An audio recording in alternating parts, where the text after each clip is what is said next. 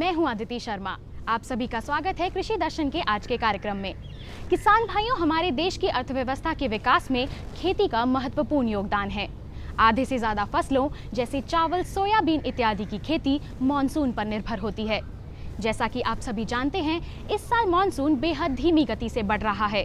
वर्षा की कमी के कारण खेती में आने वाली अनेक समस्याओं का समाधान जानने के लिए आइए देखते हैं कृषि मंत्रालय की ये फिल्म मानसून यात्रा भाग 3।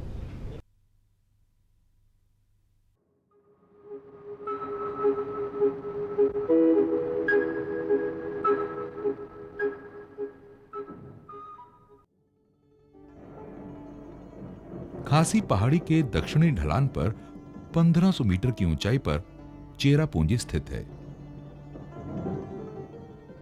शंकुकार घाटी के ऊपर स्थित अनोखी स्थलाकृति का संयोग जब हवाओं से होता है तो भारी वर्षा होती है। मॉनसून की हवाएं जब बहती हैं तो घाटी में ही बंध जाती हैं और अंत में घाटी के कोर पर चेरापूंजी से टकराती हैं। जो भी हो, हमारे रहते लगातार वहां वर्षा होती रही, परंतु हमें यह जानकर बुरा लगा कि अब यह विश्व का सर्वाधिक नम स्थल नहीं रहा, अब मौसिनराम है।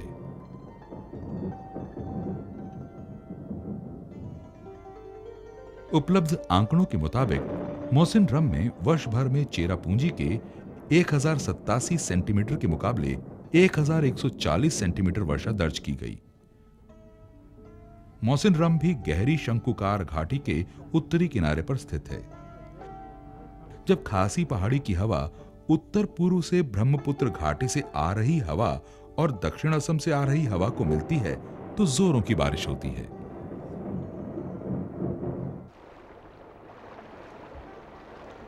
जल वाष्पों को हवा द्वारा ऊपर उठाए जाने के कारण चेरापूंजी तथा मौसिनराम में अधिकांश वर्षा होती है।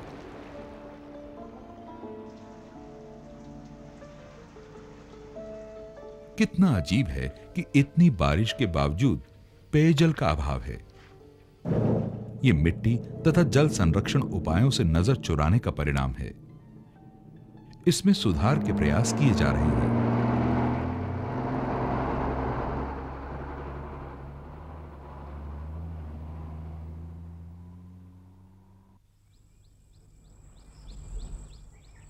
समशीतोष्ण जलवायु, हरे घास के मैदान व बागीचे तथा बहुचर्चित पवित्र पेड़ पौधे जिसे खासी कभी नहीं काटते, शिलांग की अलग पहचान बनाता है। पारिस्थितिकी की विशिष्टता को बनाए रखने में इन पवित्र बागानों की भूमिका महत्वपूर्ण है। इनका प्रयोग पौधों के जीन बैंक के रूप में तथा पौधों को बनाने या बढ़ाने में एवं पौधों की अमूल्य जीन विभिन्नता को संरक्षित करने में किया जाता है। यह क्षेत्र प्राकृतिक जैव विविधता का घर है। कीट पतंगों तथा पौधों की कई प्रजातियों का निवास है। जंगल की नम धरती पर जोंक तथा कन खजूरों का रेंगना तथा कीट पतंगों एवं तितलियों की दुर्लभ प्रजातियों का आवास है। ऑर्किड एवं औषधीय पौधों की दुर्लभ किस्में यहां प्रचुर मात्रा में हैं। उत्तर पूर्व की कृषि पारिस्थितिकी बड़ी संख्या में ऑर्किड एवं फूलों की व्यावसायिक खेती को इजाजत देता है। विश्व में ऑर्किड की पाई जाने वाली 2000 किस्मों में से 1300 भारत में उपलब्ध हैं, विशेषकर मेघालय तथा सिक्किम में। लेकिन आज पवित्र वनस्पतियों को काटकर कृषि पैदावार के लिए खेत बनाया जा रहा है। फसल प्रणाली निरंतर फसल व्यवस्था पर आधारित है, जिसमें मिश्रित बागान, जहां फलों के पेड़, सब्जियां तथा रोपित फसल हैं, के साथ कृषि वानिकी पेड़ हैं। हालांकि चावल अनाजों में प्रमुख है। मक्का, आलू तथा अन्य मौसमी सब्जियों को भी उपजाया जाता है।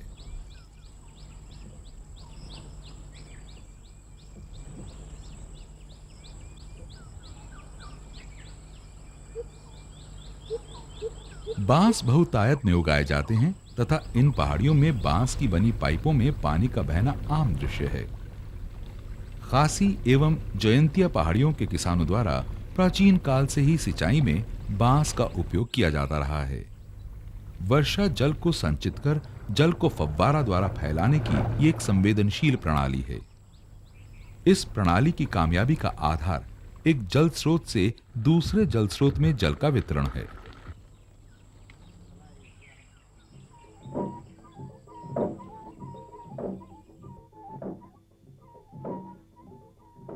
यहां की जनजाति नए विचार तथा उसके प्रयोग में भी पीछे नहीं।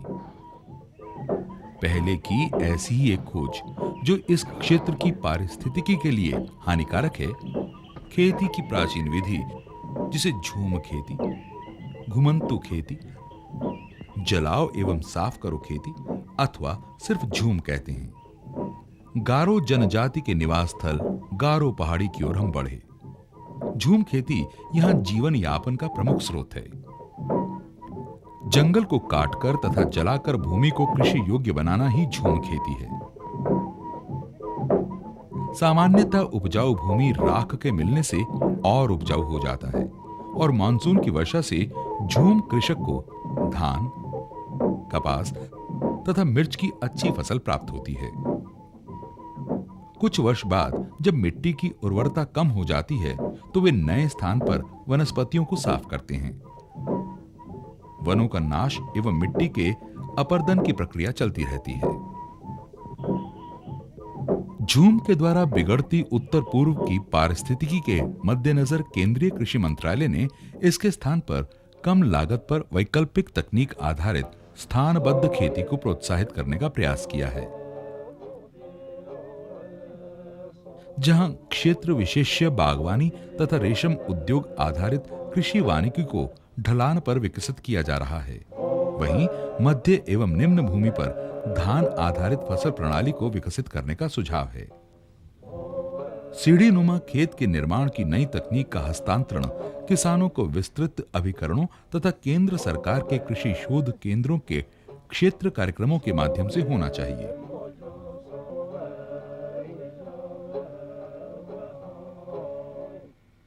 मेघालय की झूम खेती से हम आगे बढ़े तो हमारा मन सुंदर सीढ़ी नुमा खेत पर टिक गया। जी हां, नागालैंड में प्रचलित खेती की ये अलग विधि है। सीढ़ी नुमा खेती युगों से अंगामियों द्वारा किए जाने वाली कृषि। अगर इसमें इनकी सफलता के पीछे सबसे महत्वपूर्ण कोई तथ्य है तो वो है वर्षा जल के ऊपर इनका नियंत्रण। खड़ी ढलान की समस्या से निपटने के लिए विभिन्न स्तर पर ढाल को समतल बनाया जाता है। अंगामी व्यवस्था के तहत उत्कृष्ट सीढ़ी नुमा व्यवस्था है जिसमें वर्षा जल एक छज्जे से दूसरे छज्जे सीढ़ियों से ढुलकता हुआ बिना मिट्टी की ऊपरी उर्वरता को नष्ट किए नीचे की ओर बहता है। सीढ़ी नुमा खेतों की सिंचाई हेतु विस्तृत भूभाग में खुदाई कर जल स्रोतों का निर्माण किया जाता है। मृदा अपरदन को रोकने के लिए सीढ़ी नुमा खेतों के चारों ओर पत्थर के मेढ़ बनाए जाते हैं। छिछला नाला जल मार्ग के रूप में कार्यरत रहता है तथा एक ही स्तर पर क्षैतिज दिशा में एक सीढ़ी नुमा खेत से दूसरे ऐसे ही खेत में जल प्रवाह को दिशा प्रदान करता है। धान की फसल की सिंचाई इसी प्रकार की जाती है। इन लघु स्रोतों का जाल वर्षा जल के नीचे बढ़ते तेज बहाव में कमी लाता है। अच्छी कृषि उपज के बावजूद सीढ़ी नुमा खेती की कुछ मूलभूत समस्याएं हैं। इसीलिए अंगामी ने कई नकदी फसलों, फल तथा सब्जियों की खेती को अपनाया है।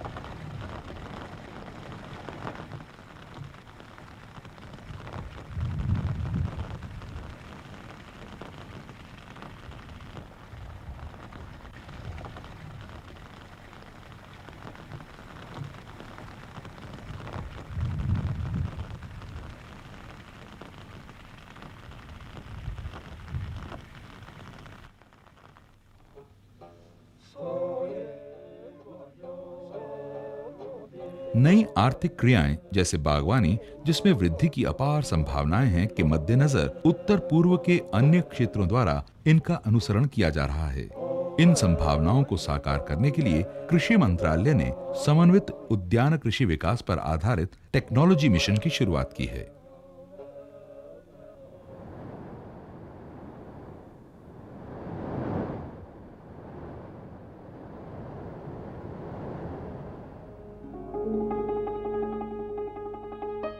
उत्तर पूर्व क्षेत्र देश में फूलों का गमला बनने की योग्यता रखता है। कृषि पारिस्थितिकी की स्थिति बड़े पैमाने पर फूलों की व्यावसायिक खेती के अनुरूप है।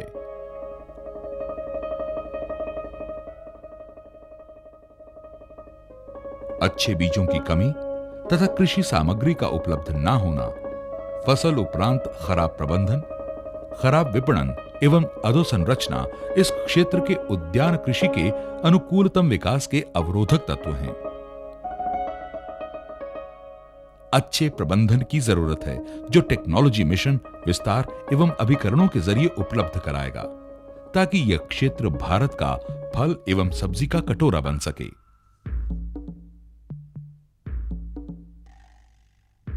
पहाड़ी इलाकों में यात्रा करते हुए हमने पाया कि यहाँ के लोगों का अपनी मिट्टी से बड़ा लगाव है।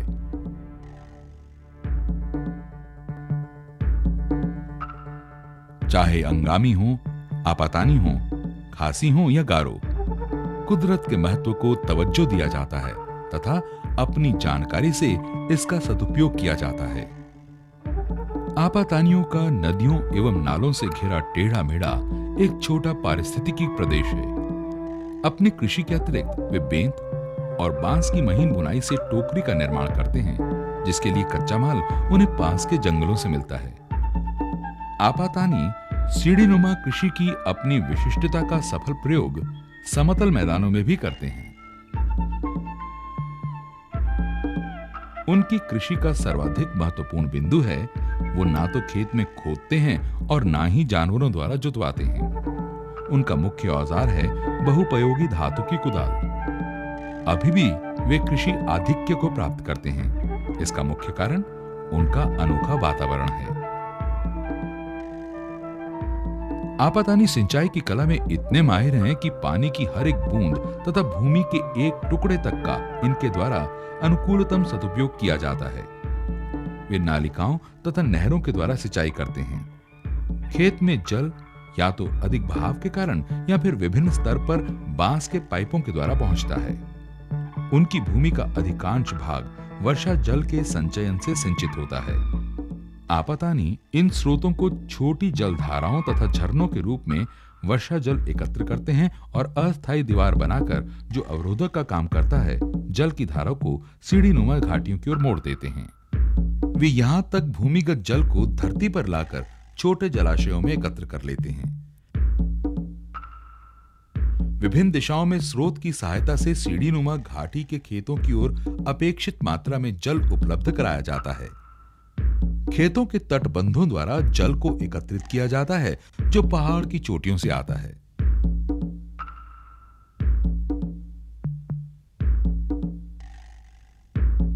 रोचक बात यह है कि वे साथ में मछली पालन करते हैं। खेत के मध्य में लंबा गड्ढा खोदा जाता है जिसमें धान की बुआई के एक सप्ताह बाद जुलाई में मछली का बीज डाला जाता है। अगस्त तथा सितंबर में खेतों से जल के निकलने के पश्चात मछली प्राप्त की जाती है। आपातानियों की मुख्य फसल चावल है, जो स्थानीय वातावरण तथा जलवायु के अनुकूल है। चावल की उपज के लिए खेतों की तैयारी फरवरी में शुरू हो जाती है। खेतों में चावल की भूसी फैलाई जाती है। खेतों को समतल करने के पश्चात हाथों से जोता जाता है। चावल के बीजों की बुआई अप्रैल में होती है। थोड़ी बहुत कार्बनिक खादों के प्रयोग एवं मानव श्रम की सहायता से आपातानियों को अच्छी उपज प्राप्त होती है। चावल उत्पादन के लिए व्यवस्था की कार्यकुशलता इस क्षेत्र में अधिकतम है। इसके अतिरिक्त आपातानियों द्वारा अपने गांव में रसोई बागवानी यानी किचन गार्डनिंग की जाती है तथा घाटियों में बांस उगाया जाता है।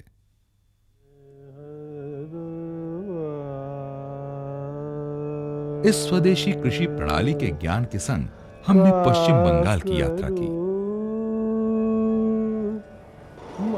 मॉनसून से यहाँ हड़कंप मचता है और सही में कोलकाता की हमारी उड़ान में काफी विलंब हुआ। हम लोग आखिरकार रात में पहुंच सके। मॉनसून के आगे बढ़ने से ये पश्चिम बंगाल के पूर्वी मैदानों में, बिहार में तथा उड़ीसा में पहुंचता है। मैदानों में आ जाने के बाद भी कोई कमी नहीं। जहां लगातार वर्षा से बड़े पैमाने पर बाढ़ से सामान्य जीवन अस्त व्यस्त हो जाता है, परंतु कृषि के लिए मानसून अन्य भागों की तरह ही अति महत्वपूर्ण है।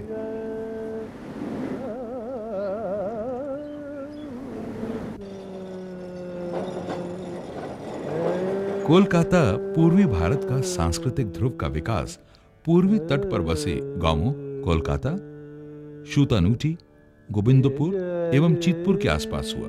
दक्षिण में विश्व का सबसे बड़ा मुहानेदार वन सुंदरवन है।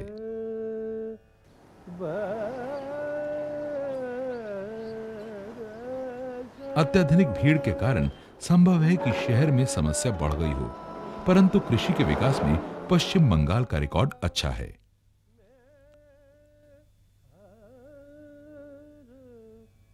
मॉनसून की खूबसूरती तथा रहस्य से अभिभूत होकर रविंद्रनाथ टैगोर ने वर्षा पर कई लघु कहानियां, कविताएं तथा गीतों की रचना की। धन्यवाद ज्ञापन का गीत, नम मिट्टी की खुशबू में घुले मिले गीत, ठंडी कमनीय बारिश के गीत, दैनिक जीवन, काले घने मानसून से भरे बादलों का जखीरा, पेड़ पौधे, पशु पक्षी एवं प्रेम मानव जीवन के अस्तित्व के अभिन्न पहलुओं के रूप में परिलक्षित होते हैं। और जिसने भी सत्यजीत रे की पहली फिल्म पथेर पंचाली, जिसे विश्व में सराहा गया, देखा होगा, उसे याद होगा कि बंगाल के गांव में वर्षा के दृश्य में मॉनसून को किस सुंदरता से फिल्माया गया था।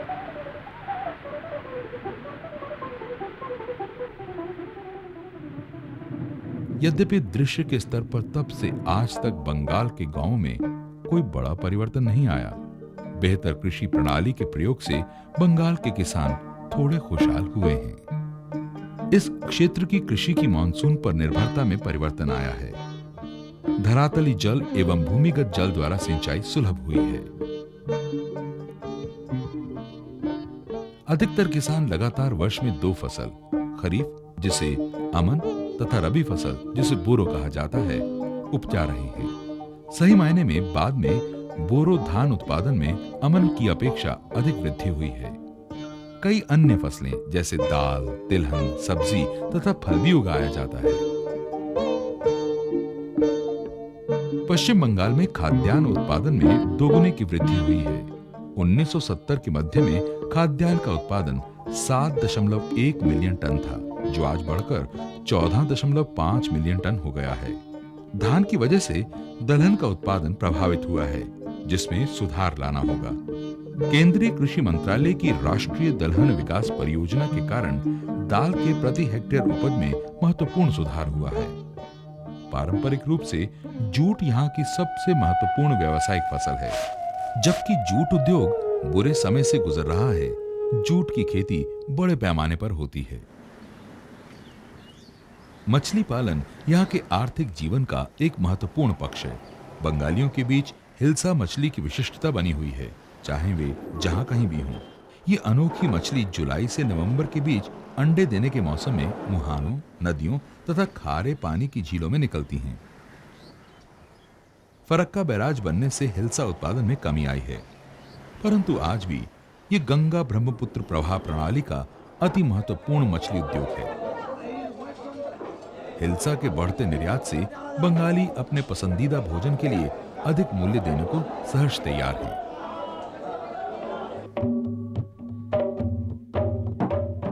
मानसून के आगमन पर रुष्ट मोयोराक्खी नदी फट पड़ती है। बाढ़ के कारण खेती करने में असमर्थ महाली लोगों द्वारा अन्य आर्थिक कार्य जैसे बांसों से सुंदर टोकरियों का निर्माण से उन्हें अच्छे पैसे मिलते हैं।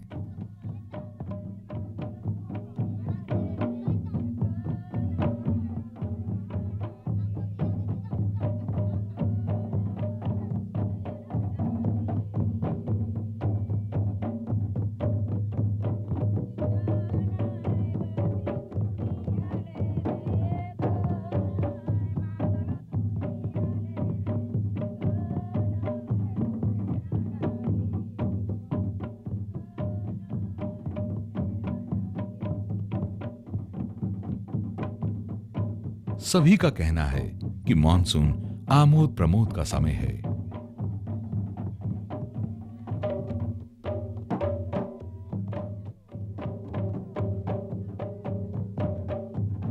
ढोल के थापों पर मचलने का समय है। बेशक मानसून का सफर जारी रहेगा। जैसे जैसे ये आगे बढ़ेगा, अन्य क्षेत्रों में भी खुशी की लहर का दौर बना रहेगा।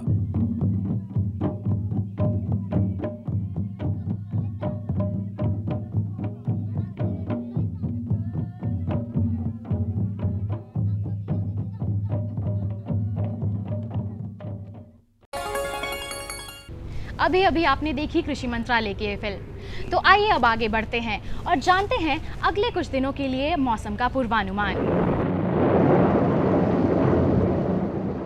नमस्कार। कृषि मौसम की ताज़ा जानकारी के मुताबिक उत्तर पश्चिम भारत के उत्तराखंड, पंजाब, हरियाणा और उत्तर प्रदेश में अगले 3 दिनों के दौरान 1 या 2 स्थानों पर वर्षा या गरज के साथ बौछारें पड़ने की संभावना है। पूर्व भारत के ओडिशा, गांगई पश्चिम बंगाल, झारखंड, अधो हिमालय पश्चिम बंगाल और सिक्किम में अगले 3 दिनों के दौरान कुछ स्थानों पर वर्षा या गरज के साथ बौछारें पड़ने की संभावना है। उत्तर पूर्व भारत के अरुणाचल प्रदेश, असम और मेघालय में अगले 3 दिनों के दौरान कुछ स्थानों पर वर्षा या गरज के साथ बौछारें पड़ने की संभावना है। दक्षिण भारत के कर्नाटक, केरल, तमिलनाडु, पुडुचेरी, लक्षद्वीप, अंडमान और निकोबार द्वीप समूह में अगले 3 दिनों के दौरान 1 या 2 स्थानों पर वर्षा या गरज के साथ बौछारें पड़ने की संभावना है। पश्चिम भारत के कोंकण, सौराष्ट्र, कच्छ, दीव और गुजरात में अगले 3 दिनों के दौरान कुछ स्थानों पर वर्षा या गरज के साथ बौछारें पड़ने की संभावना है। आइए रुक करें मध्य भारत का। तो मध्य भारत के छत्तीसगढ़ और विदर्भ में अगले 3 दिनों के दौरान कुछ स्थानों पर वर्षा या गरज के साथ बौछारें पड़ने की संभावना है। कृषि मौसम परामर्श है कि दक्षिणी तेलंगाना क्षेत्र में वर्षा के उपयोग से कपास, मक्का, मूंगफली, दलहन, रेहड़ी इत्यादि की बुवाई पूर्ण करें। रायलसीमा के कम वर्षा क्षेत्र में वर्षा के उपयोग से सोरगम, बाजरा, फॉक्सटेल मिलेट, चौलाई, सूर्यफूल, मूंग, फील्ड बीन, कुथली जैसी फसलों की बुवाई जारी रखें। उत्तर पूर्व भारत में असम के ऊपरी ब्रह्मपुत्र घाटी क्षेत्र और उत्तर किनारा मैदान क्षेत्र में एवं बाढ़ग्रस्त क्षेत्र में किसान भाइयों को कम अवधि वाले HYV चावल की किस्में जैसे लुईट, कपीली, कोलांग, दिसांग इत्यादि का चयन करना होगा। ये किस्में सितंबर के पहले सप्ताह में बोई जा सकती हैं। मेघालय में प्रतिरोपित साली चावल के बाद 1/4 यूरिया 44 किलोग्राम प्रति हेक्टेयर की पहली टॉप ड्रेसिंग करनी होगी। पत्ता गोभी, फूल गोभी, गाजर, मूली, ब्रोकली और फ्रेंच बीन जैसी सब्जियों की बुवाई जारी रखें। ये लो और बताओ। बस। अरे ये क्या भैया जी, बस इतनी सी रासायनिक खाद? किसानी छोड़ रहे हो क्या? किसानी नहीं, नादानी छोड़ रहे हैं। मिट्टी की जांच कराई है। अब तो लालाजी जितनी जरूरत है उतने ही उर्वरक खेत में डालेंगे। हाँ, किसान भाई आज ही अपने जिले की नजदीकी भूमि परीक्षण प्रयोगशाला में मिट्टी की जांच जरूर करवाएं और मिट्टी में पोषक तत्व, नमी व पौधे के विकास को देखते हुए केवल जरूरत के अनुसार ही पोषक तत्व डालें। और हाँ, मिट्टी में गंधक, जस्ता, बोरोन जैसे सूक्ष्म पोषक तत्वों का पता लगाना भी न भूलें। उर्वरक और जैविक खाद के सही उपयोग से भूमि का उपजाऊपन बनाए रखें, उत्पादकता बढ़ाएं, खर्चा घटाएं और बहुमूल्य विदेशी मुद्रा बचाने में भी सहयोग दें। और हाँ, धीमी गति से नाइट्रोजन उपलब्ध कराने वाले उर्वरकों जैसे नीम लेपित यूरिया को प्राथमिकता दें और यूरिया का पत्तों पर छिड़काव करें। अरे वाह, तू तो सचमुच समझदार हो गया रे। अधिक जानकारी के लिए संपर्क करें जिला कृषि अधिकारी या किसान कॉल सेंटर। खुशबू की फुहार में, स्वाद की बहार में, तरक्की की तानों में, खिलती मुस्कानों में, हरे भरे पौधों में, बड़े बड़े सौदों में, मधुर भिनभिनाहट में, खुशियों की आहट में। NHM बागवानी मिशन, हमारी चाहत, आपकी मुस्कुराहट।